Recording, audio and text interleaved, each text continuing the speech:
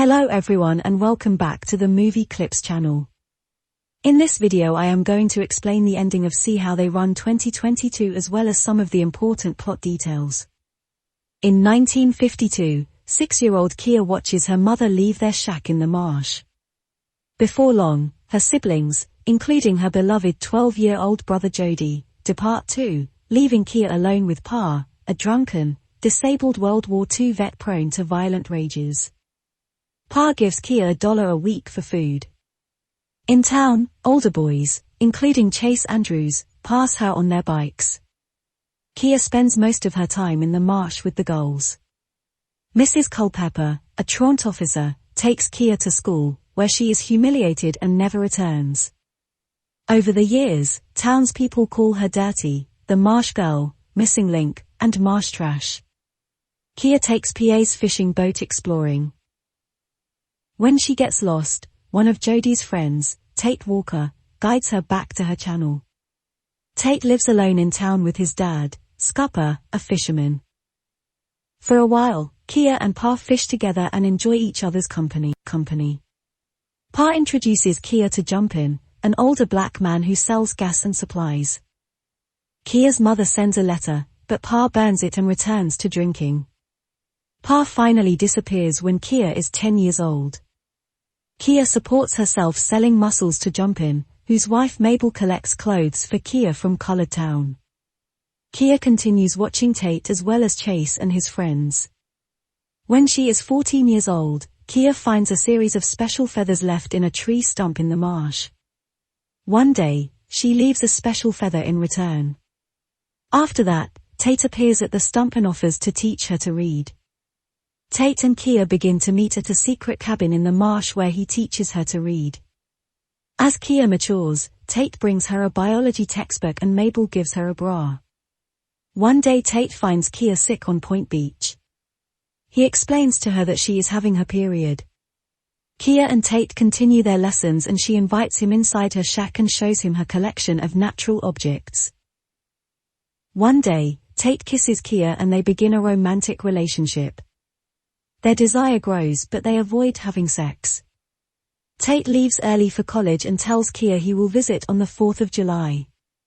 However, he doesn't return. Kia, devastated, returns to studying nature.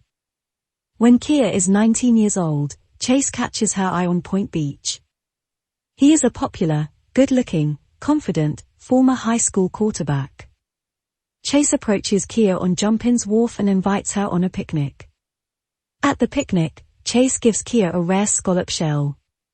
He is sexually aggressive and she runs away.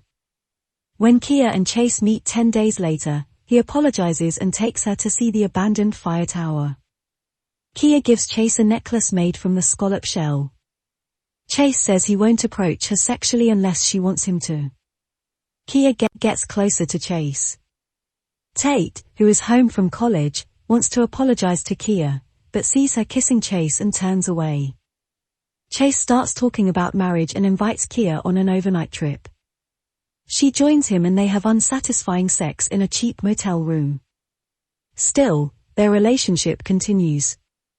However, Chase won't introduce Kia to his parents or friends and disappears for a week over Christmas. Tate comes to the lagoon to warn Kia that Chase is seeing other women, but she throws rocks at him. Still, she invites him into the shack and he offers to find a publisher for a book of her nature paintings. Kia sees the engagement announcement in the newspaper for Chase and Pearl, a girl she recognizes from Point Beach. She recites poems by Amanda Hamilton, who publishes in the local newspaper, to soothe herself. She determines to live her life alone. A year later, Kia receives a copy of her first book. She uses the advance money to improve and modernize the shack. She gives Tate a copy of her book. Kia's brother Jody visits the shack. He tells her that Ma has died and promises to keep in touch. He encourages her to reconcile with Tate. In August of 1969, Chase sneaks up on Kia on a remote beach, attacks and tries to rape her. She fights him off and sees two fishermen watching from their boat as she leaves. Tate and Jumpin see her bruises, but she begs them not to tell anyone. Chase continues to come to her shack, but she hides from him. Kia gets a letter from her publisher, Robert Foster, to meet him in Greenville. She finds out from Tate how to buy a bus ticket and goes to meet him on October 28th, returning on October 30th, the day Chase's body is found. Sheriff Ed Jackson and his deputy Joe Perdue investigate Chase's death. No footprints or fingerprints are found at the scene. They think Chase was pushed through an open gate and the murderer covered up the scene. Almost immediately, everyone in town suspects the Marsh girl. Over time, Joe and Ed's main clue consists of red wool fibers on Chase's jacket. Also, Chase's mother Patty Love tells them Chase was wearing the shell necklace when he left her house that night, but it was not found at the scene. A shrimper, Hal Miller, tells them he saw Kia's boat headed toward the fire tower the night Chase died. However, Tate and Jumpin and townspeople who saw her get on and off the bus to Greenville give Kia an alibi. A fisherman, Rodney Horn, who heard Kia yelling and saw her leaving after Chase attacked her, heard her say she would kill Chase if he bothered her again. Joe and Ed find a red wool hat in Kia's shack that Tate gave her and that matches the fibers on Chase's coat. With this information, they arrest Kia for murder. Kia spends 2 months in jail awaiting trial. A lawyer, Tom Milton, volunteers to defend her. A kind guard at the prison, Jacob, lets the cat, Sunday Justice, into her cell for company. Tate, Jumpin, and Mabel sit behind Kia in court for support. They are later joined by Jody, Robert Foster, and Scupper. Prosecutor Eric Chastain calls his witnesses and Tom Milton counters their testimony. The jury learns that it would have been possible for Kia to take buses back and forth from Greenville on the night of the murder, but the timing is very tight. Tom calls defense witnesses, including Kia's publisher Robert Foster. After closing statements, everyone awaits the verdict. Kia is found not guilty. Jody takes her home, where she is delighted to see the Marsh again. Kia sees Tate in his boat and is going to approach him, but the sheriff and 2 deputies arrive and take Tate with them.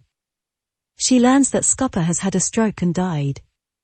The day after Scupper's funeral, Tate finds a feather in his boat from Kia. At the shack, they express their love for each other and Tate moves in with her. Over the years, Jumpin dies, and Jody and his wife and children visit the shack.